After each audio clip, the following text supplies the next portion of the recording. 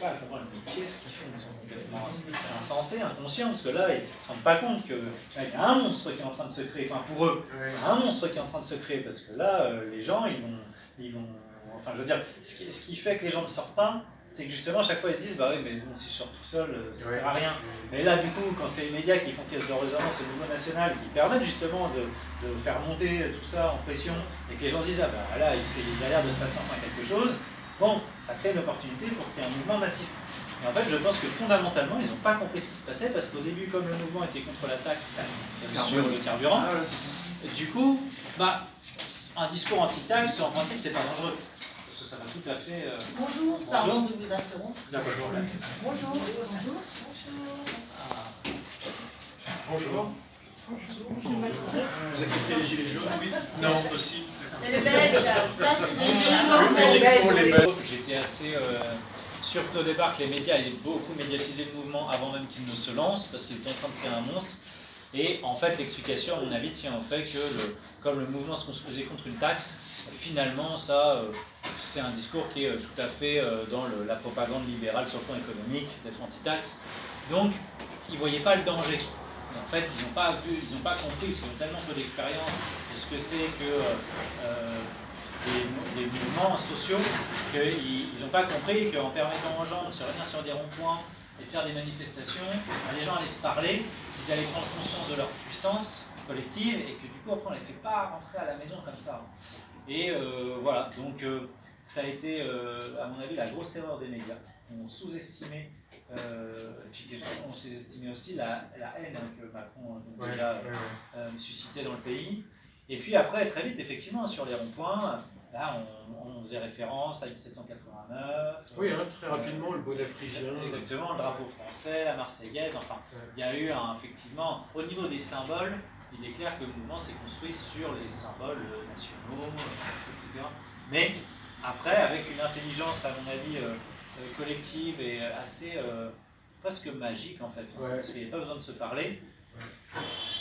Très naturellement, on en est arrivé sur démocratie et justice fiscale et sociale, et puis les Gilets jaunes, ils ont, en très très grande majorité, ils ont mis à distance tous les sujets qui étaient potentiellement clivants. Et donc c'est ce qui permettait de faire un consensus très fort, et qui permettait d'avoir l'adhésion massive de la population qui a duré pendant longtemps, et qui a duré même après, de dire fin décembre, on est au moins encore à 70% de soutien, alors qu'on a eu tous les actes hyper violents, hyper symboliquement, enfin voilà, on est paré de feu, etc. Et malgré tout, le soutien était toujours là. Donc voilà, ça a été la stratégie, à mon avis, très efficace, et qui s'est faite vraiment de manière spontanée. Et en fait, voilà, peut-être que la... Enfin non, c'est après. Voilà, mais justement, c'est intéressant que tu parles des médias.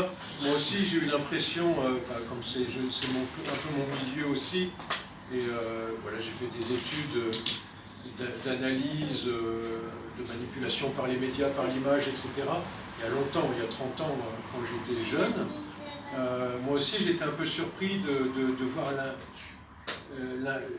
l'innocence de ces médias parisiens qui, effectivement, j'avais l'impression qu'ils n'étaient pas en train de se rendre compte que, que c'était vraiment très, très important, et dans un contexte où, effectivement, le président était vraiment très, très détesté, quoi. Donc, que c'était très inflammable. Et donc, du coup, en fait, ça rejoint la question suivante que je voulais te poser sur le décrochage entre voilà, Paris et les provinces. Est-ce que tu penses que Christophe Guilluy avait assez bien analysé la chose avant que ça se produise? C'est-à-dire, quand il écrit la France périphérique, je ne me souviens plus précisément de la date, mais ça doit être 5, 6, 7 ans avant, quelque chose comme ça. Christophe Guilluy, bon, quand il met...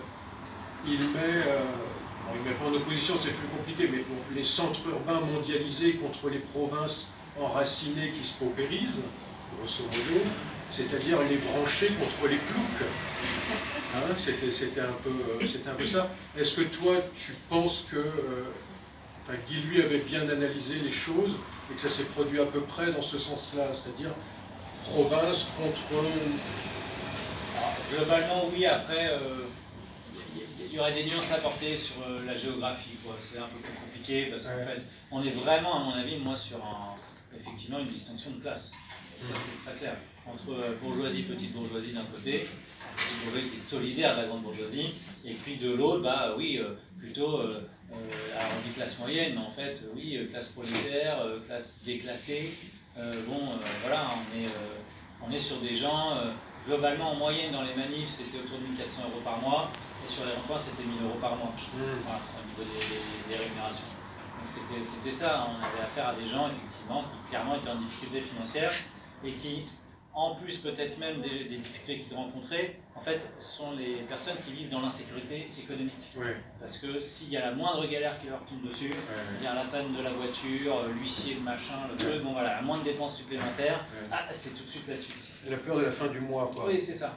Mais qui est entraîné aussi par un phénomène aussi que dans les provinces, il y a de moins en moins de services publics, oui, bien sûr, les écoles sont de plus en plus loin, les maternités, les hôpitaux, etc.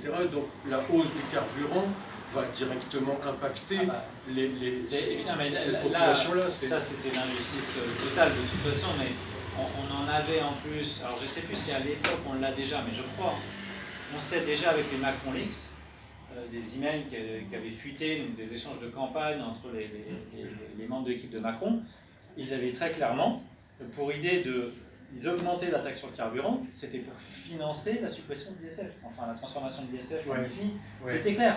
Financer le CICE. Alors, même pas, parce qu'en fait, c'était vraiment l'économie faite par la taxe sur le carburant, on gagnait 4 milliards, et la perte induite par la seule réforme de l'ISF en IFI, c'était 4 milliards. Donc c'était vraiment, ça permettait de faire un transfert là, on faisait un énorme cadeau aux plus riches, parce que bon, l'ISF, quand même, la transformation de l'ISF en IFI, c'est quand même extraordinaire ce truc. Parce que, alors j'ai essayé d'expliquer à des députés de Macron, ils ne comprenaient pas. Ils venaient me voir à la fin, ils me disaient, oh, je n'ai pas compris. C'est vous qui l'avez voté. Donc, c'est quand même un peu dommage. C'est qu'en gros, l'assiette de l'impôt sur la fortune, c'est un impôt sur le patrimoine, et avant, il y avait le patrimoine immobilier et le patrimoine immobilier qui était imposé. Donc, en gros, il y avait l'immobilier qui était imposé, puis il y avait les actions, l'épargne, ce que vous avez sur les comptes en banque, et puis les actions que vous détenez sur des entreprises. Évidemment, ce qu'on constate, c'est que les très grands bourgeois, ils ont beaucoup d'épargne et beaucoup d'actions, et puis les petits bourgeois, ils ont un peu d'immobilier, quoi. Et donc, Macron, en supprimant de l'assiette de l'ISF des valeurs mobilières, c'est-à-dire les actions d'épargne, en taxant que l'immobilier, en fait, il a continué à taxer du coup les petits bourgeois. En revanche, il a exonéré les grands bourgeois, les Bernard Arnault, les Xavier Niel, etc. C'est eux qui ont été exonérés. Mais surtout, c'est qu'il défendait sa mesure en disant comme ça va relancer l'économie. Les super riches, comme ça, ils vont investir parce que ça va ruisseler. Ah oui, c'est ça, le ruissellement. C'est les premiers de cordée. Oui, sauf que, bon, alors c'est une expression que j'utilisais tout le temps, mais les premiers de cordée, ils ont coupé la corde en fait, ça fait longtemps. Et le truc, c'est que, en fait, il y avait avant une incitation fiscale à investir dans les PME. Vous étiez exonéré de l'ISF quand vous investissez dans les entreprises. Là, dès l'instant qu'il a exonéré de fait les actions et l'épargne, ces gens-là, ils n'avaient plus besoin d'investir dans les entreprises. Ils étaient déjà exonérés en fait, avec sa réforme. Donc ce truc-là ne pouvait produire qu'une seule chose, une baisse des investissements. Et c'est ce que j'essaie d'expliquer aux macronistes sur les plateaux, ils ne comprenaient pas. Et il y a eu un rapport de France Stratégie un an plus tard qui a dit quoi ? Oh, bah c'est marrant, on est passé de 2 milliards d'investissements par an à 120 millions d'euros. 2 milliards, 120 millions. Voilà, ça a été divisé par 20. C'est vrai que ça marche bien, votre réforme, c'est intelligent. Et donc, voilà. Et après, oui, il y avait un dernier élément que je voulais dire, parce que vous êtes transition entre médias et classes sociales qui s'opposaient entre, en gros, les petits bourgeois, classe moyenne supérieure, et les ploucs, entre guillemets. Et en fait, moi, c'est vrai que j'ai eu une expérience personnelle assez qui m'a frappé. C'est que la première fois que je suis allé sur BFM, moi je suis petit avocat de province, je ne suis jamais allé dans les médias de ma vie, et bon, j'ai le gilet jaune, parce que les gilets jaunes m'ont demandé d'avoir le gilet jaune, donc j'ai le gilet jaune.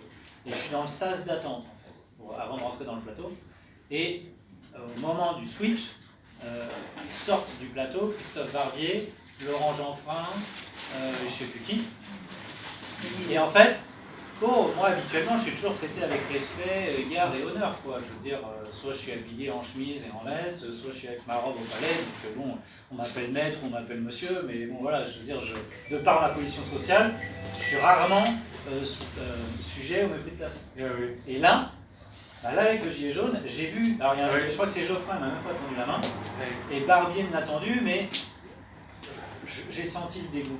Je l'ai senti, j'étais sale, j'étais un peu sale. Et du coup, pour moi, c'était très surprenant. Alors le père de Geoffrin était un des banquiers de Jean-Marie Le Pen, n'est-ce pas? Ah, ça c'est possible. Ouais. Mais en tout cas, voilà. J'ai vu ça il n'y a pas longtemps. Donc c'était très. Ça, c'était une expérience, je me suis dit, ah oui, d'accord. Ok, je vois ce que les petits gens ils peuvent voilà, prendre. Ouais. Alors, c'est déjà la galère financière, mais en plus, ils se prennent le mépris Ouais. ces pseudo-gens qui se croient importants. Oui. Mais justement, en fait, moi j'avais cette impression, évidemment, moi je vis de, on va dire,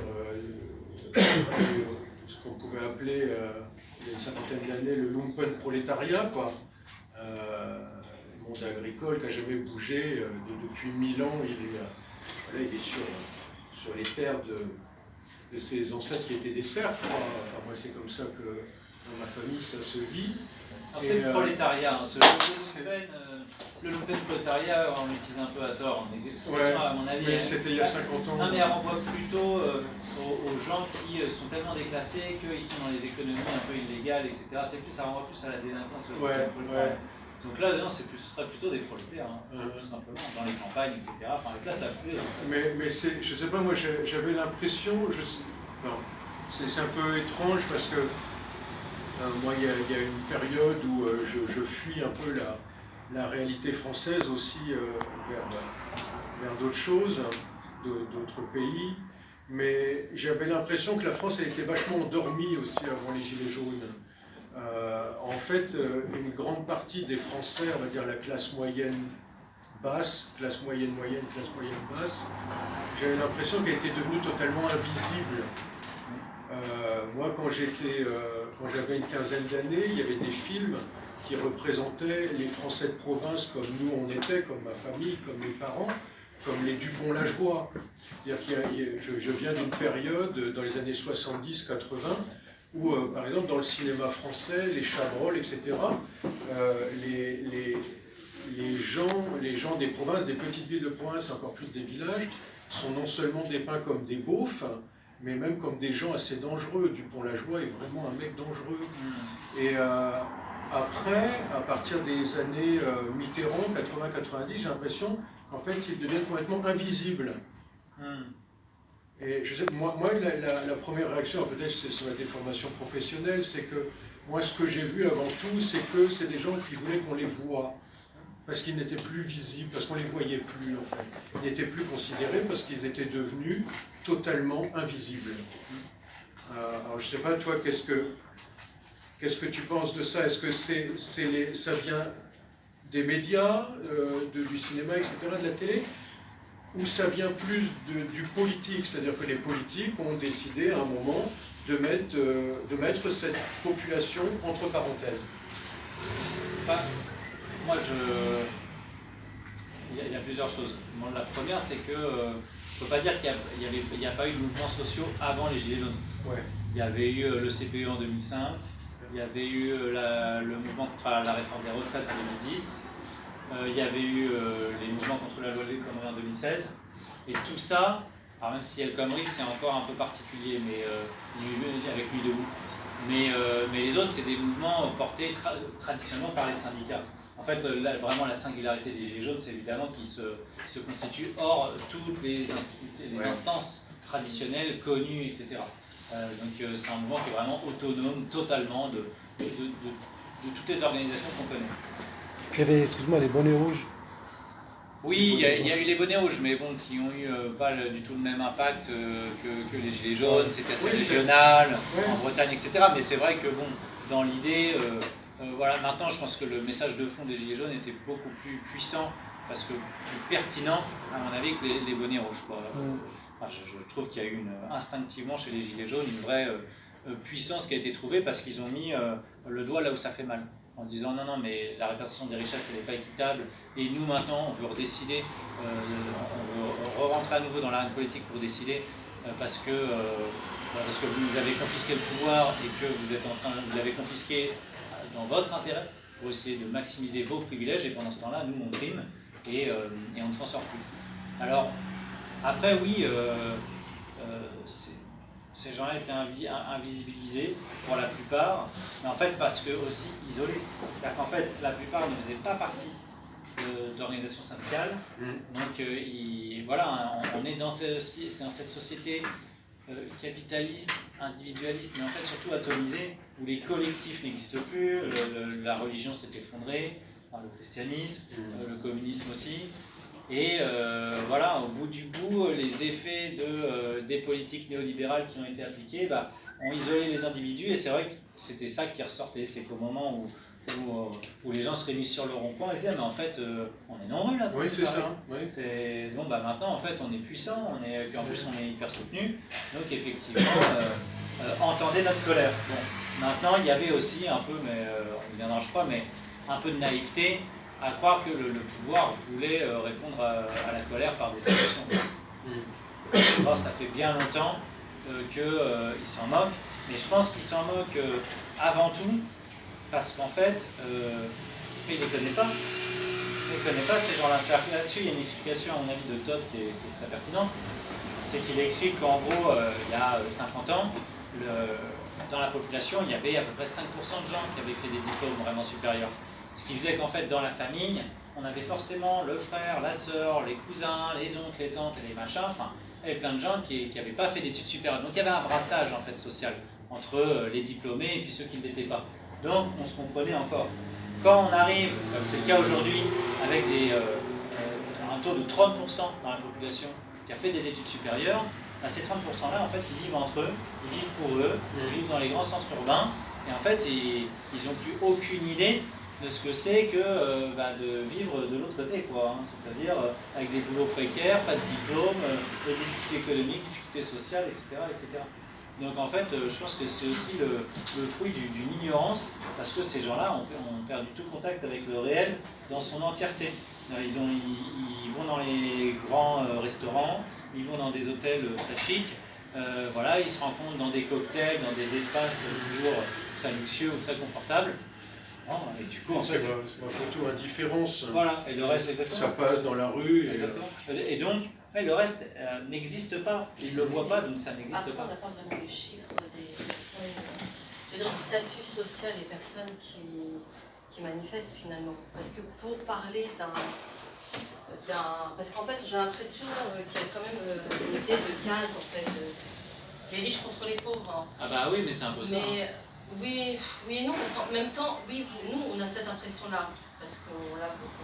Il y a des gens qui voient de l'extérieur, ils le regardent comme ça, mais dans la réalité même, est-ce que c'est vraiment vrai ou pas? Parce que c'est les chiffres qui déterminent aussi. Oui, et justement, il y a les chiffres, on les a jamais eus finalement. Si, justement, ce que je vous disais, il y a une étude de l'Institut Montaigne, et Montaigne, à la base, c'est un institut plutôt libéral, justement, donc ils n'ont pas du tout intérêt à dire ce qu'ils disent, mais c'est eux qui avaient établi, avec des sondages, etc., que c'était à peu près en moyenne 1 400 € par mois dans ceux qui manifestaient, et 1 000 € par mois sur les ronds-points.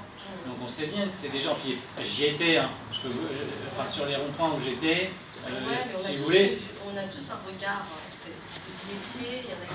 Oui, mais là je m'appuie sur une étude statistique à l'échelle nationale, et sur mon expérience personnelle, mais mon expérience ne vaut, je suis d'accord avec vous, mon expérience à elle seule ne vaudrait pas. Mais de toute façon, c'est évident.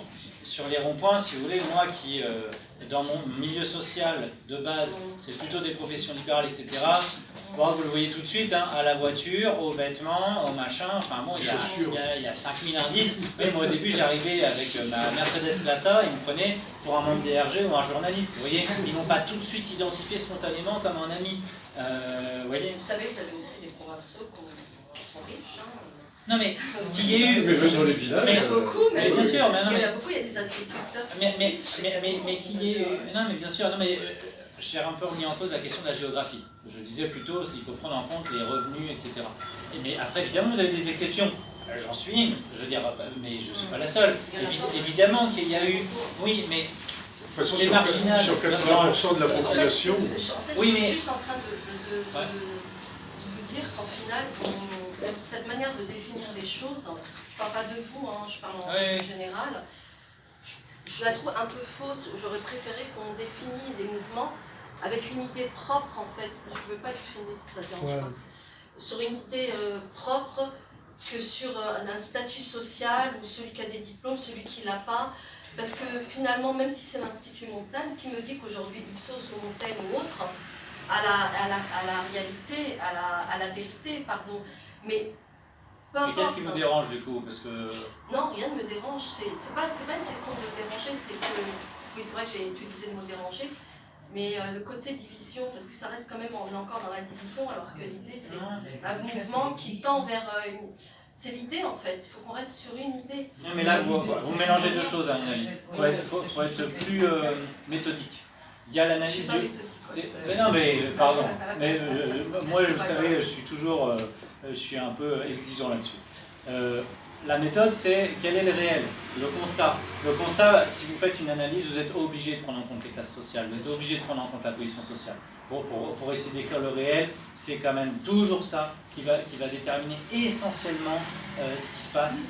Voilà, et ça, c'est dans la lignée, évidemment. Ouais, mais c'est ce que font, entre guillemets, ce que fait le gouvernement actuel. Non, pas du tout, pas du tout. C'est comme vous avez dit à un moment donné, c'est vrai que je suis un peu... vous avez dit que vous étiez dans le couloir, vous attendiez, et quand vous avez parlé de petit avocat, mais vous n'êtes pas un petit avocat, vous êtes un avocat. Oui, mais pour ces gens-là, je suis un petit avocat. Mais c'est toujours cette notion de C'était le regard qu'on portait sur le gilet jaune. Il y a la réalité. Il y a la réalité. Bon, écoutez, si ça vous fait plaisir, je suis un très grand avocat. Moi, je suis d'accord avec vous. Non, mais je veux dire... Non, mais j'ai compris, mais en fait...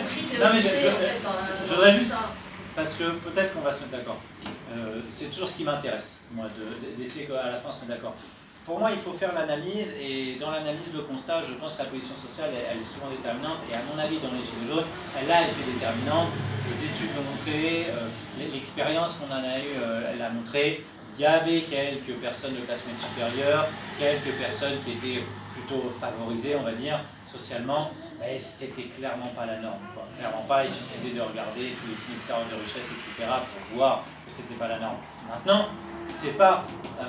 et c'est justement ce que j'ai essayé de faire, moi, dans mon rôle, c'est que je savais très bien qu'en allant dans les médias, là vous avez raison, c'est que le gouvernement et les médias avaient construit un discours pour enfermer les gilets jaunes dans les prolos, les ploucs, etc., les gens d'en bas, hein, ceux qu'on peut mépriser, pour essayer justement de créer la séparation avec tous les autres. Et c'est justement ce que j'ai essayé de faire moi. En arrivant, je savais très bien ce que je renvoyais de base, c'est-à-dire me présenter comme avocat, j'ai une tête de premier de la classe, j'arrivais avec ma petite chemise, machin, et je parlais bien, etc. Et mon but, c'était justement d'essayer de convaincre les gens de classe moyenne sup, de leur dire, non mais regardez, vous n'avez pas que des prolos, des ploucs et des machins que vous méprisez, regardez, vous avez aussi des gens très bien qui font partie du mouvement. Donc, je veux dire, j'avais une conscience aiguë que ma position me permettait justement de contrer le discours médiatique et du gouvernement qui visait à diviser au maximum pour éloigner, pour enfermer les gilets jaunes dans une case. La case, en gros, de ce qui... C'était Lévo qui avait dit, voilà, alors il n'a pas dit les ploucs, mais il roule le diesel, il fume des cigarettes. Des Gauloises. Voilà. Oui, voilà, exactement. Sophie, tu voulais prendre la parole? Oui, donc j'ai pas coupé. Je voulais vous apporter mon témoignage parce que vous êtes du droit du travail et moi j'ai été 20 ans syndicaliste dans une entreprise que j'ai quittée là il n'y a pas très longtemps. Et effectivement, au début, les tout premiers mouvements des Gilets jaunes, quand ça concernait la taxe, quand ils ont enfermé ce mouvement au départ dans la taxe carbone, la taxe sur l'essence, je ne me suis pas sentie concernée, évidemment, parce que je n'avais pas de voiture. Donc je n'ai pas vu le mouvement de la même manière parce que j'habite Paris. Donc j'ai pas vu ce mouvement grandir prendre de sa source dans les provinces. Et quand mon premier choc a été avec les éborgnés, les premiers éborgnés.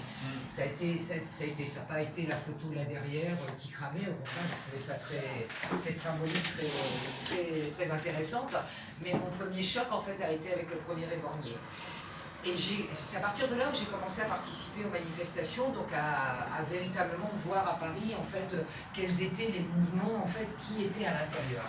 Et le premier constat que je me suis fait, j'ai dit merde, il n'y a pas de syndicat, il n'y a pas de syndicaliste. Il y avait un syndicaliste par-ci par-là qui venait comme moi en son nom propre, mais pas du tout représenté par les syndicats.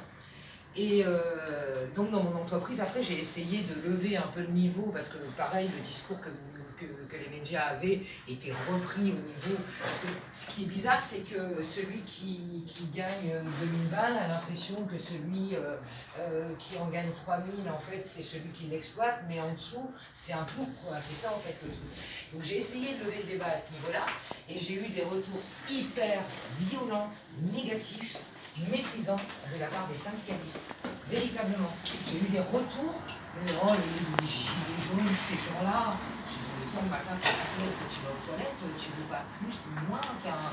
Et je dis déjà, un gilet jaune, c'est un humain. Je veux dire, les catégories, les enfermer dans ce truc, déjà toi en tant que syndicaliste, pour moi, ça me dérange.